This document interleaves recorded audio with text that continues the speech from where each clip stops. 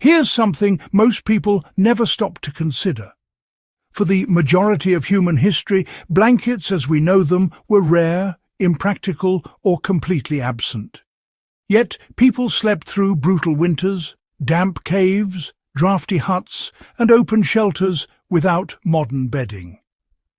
If you deal with blanket allergies, or you're interested in low-tech survival methods that actually worked, these ancient techniques are not curiosities. They are proven systems refined over centuries. Before we get into it, if this kind of deep practical history matters to you, subscribe to Warfield Prepper Chronicles, like this video, and leave a comment. This channel exists for people who want usable knowledge, not surface-level trivia. Now, let's get straight to it. Body positioning and ground management was the first line of defense against cold. Ancient sleepers understood that the ground steals heat faster than cold air ever will. They treated the earth as the primary enemy. One of the simplest methods was elevation. Even a few inches mattered. People slept on wooden planks, packed reeds, branches, or tightly layered bark to break direct contact with soil or stone. In Roman military camps, soldiers raised beds on low wooden frames or stacked shields beneath them when materials were limited. You can apply this today by ensuring your sleeping surface is never in direct contact with the floor. A wooden pallet, thick cardboard layers sealed from moisture, or a tightly packed layer of dry grass beneath the sleeping mat can significantly reduce heat loss. The principle is separation, not softness. Body position mattered as well. Curling into a compact posture reduced exposed surface area. Side sleeping with knees drawn up was common across cultures because it conserved core heat. Ancient medical texts even advised avoiding sprawled positions during cold months due to increased heat drain. Clothing replaced blankets and was worn strategically during sleep. Instead of covering themselves, people wrapped themselves from the inside out. Night clothing was layered differently from daytime wear. Linen or wool underlayers were kept dry at all costs because, moisture was recognized as deadly. In medieval Europe and ancient Persia, sleep garments were loosened to trap warm air but cinched at the wrists, ankles and neck to prevent heat escape. A key technique was reversing layers. Outer garments were loosened or turned inside out to expose the rougher surface inward, increasing friction and air retention. Wool cloaks were wrapped around the torso rather than draped flat, creating a cocoon effect without triggering skin reactions common with modern treated fabrics.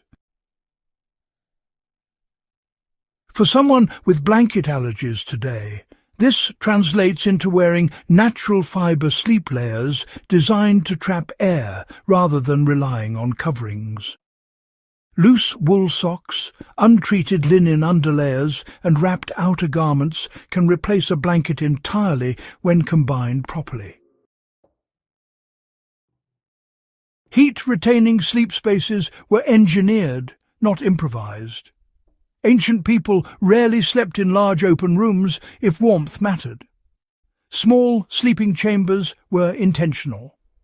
In Norse longhouses, families slept in narrow alcoves along walls, reducing the volume of air that needed to be warmed.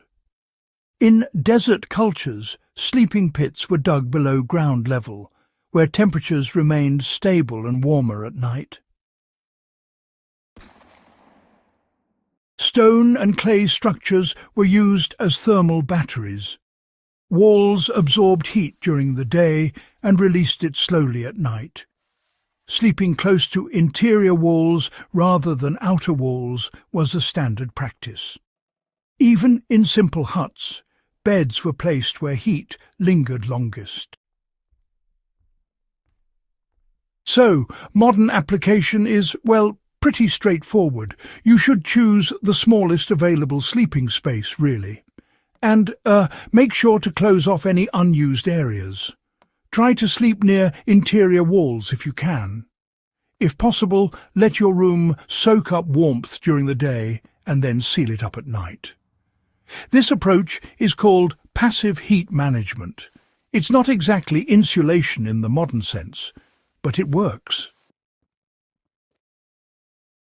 Heated objects were actually used in place of bedding across multiple civilizations. Things like hot stones, bricks and ceramics, these were widely used to replace blankets. People would heat them near fires and then place them near the feet, the torso, or even under sleeping surfaces. In ancient China, Kang bed platforms circulated warm air beneath clay surfaces, which is quite clever. Over in Europe, heated stones were wrapped in cloth and put between the thighs or at the lower back. It's fascinating how these methods span different cultures.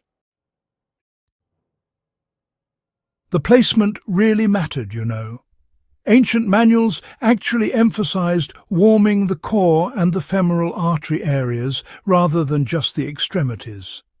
This way, warmth was distributed through circulation instead of just wasting heat on the outer parts. It's a subtle but important distinction. Today, this can be replicated with heated water bottles wrapped in natural fabric or pre-warmed clay tiles placed beneath a raised sleeping surface. The key is controlled warmth that radiates slowly, not direct heat against skin. Shared body heat was structured and deliberate, not accidental.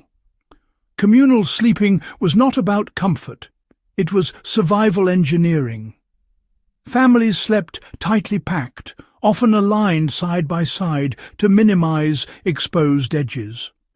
In some cultures, children were placed between adults to maximize heat retention. This was done with strict positioning to avoid airflow gaps.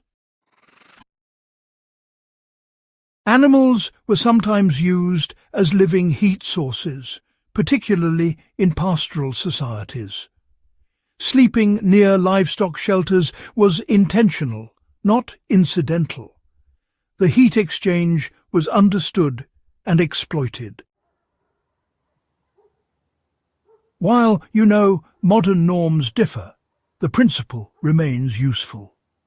Even sleeping near another warm body, whether human or animal, dramatically reduces heat loss.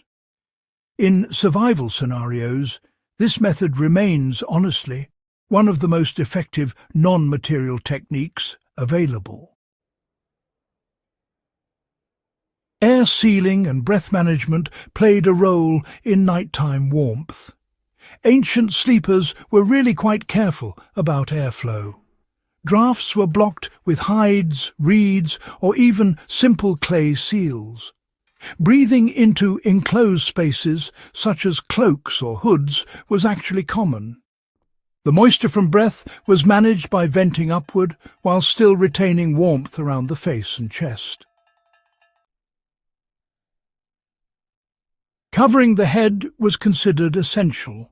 Heat loss from the scalp was recognized long before, you know, modern studies confirmed it. Simple caps, hoods, or wrapped cloth were worn during sleep year-round in colder regions. So, for modern use, this means sealing drafts, covering the head with breathable natural fibres, and, well, controlling airflow rather than eliminating it entirely. Ancient warmth, you know, started before sleep. People ate warm, calorie-dense meals in the evening to fuel internal heat production. Light movement before bed was encouraged, but sweating was definitely avoided. Dryness, well, that was non-negotiable. These habits, honestly, amplified every other method we've discussed. Without them, no technique worked effectively. This knowledge, it still applies. Eat warm foods, stay dry, prepare your space, and dress intentionally. Blankets were optional. Systems were not. If this kind of grounded, no-nonsense historical survival knowledge is what you value, subscribe to Warfield Prepper Chronicles, like the video, share it with someone who actually cares about this material, and leave a comment with your thoughts or questions. This channel is built for people who want to preserve knowledge that still works.